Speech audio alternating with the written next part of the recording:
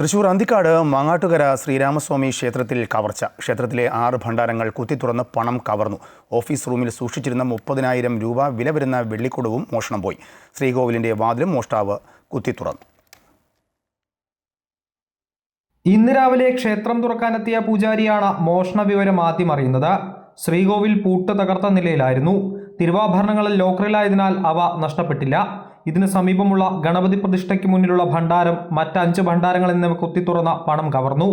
ക്ഷേത്രത്തിന് മുന്നിലുള്ള വഴിപാട് കൗണ്ടറിന്റെ പൂട്ട് കുത്തിത്തുറന്ന മോഷ്ടാവ് ഉള്ളിൽ സൂക്ഷിച്ച താക്കോലെടുത്ത് ക്ഷേത്രം ഓഫീസ് തുറന്ന് അവിടെയുണ്ടായിരുന്ന 30,000 രൂപ വില വരുന്ന വെള്ളിക്കുടവും മോഷ്ടിച്ചു.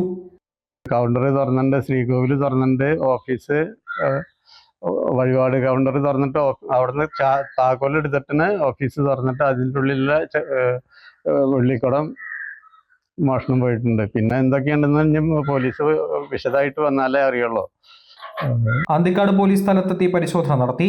സംഭവത്തിൽ പ്രദേശത്തെ CCTV ക്യാമറകളടക്കം പരിശോധിക്കുമെന്ന് പോലീസ് അറിയിച്ചു. അമൃത ന്യൂസ്, തൃശൂർ.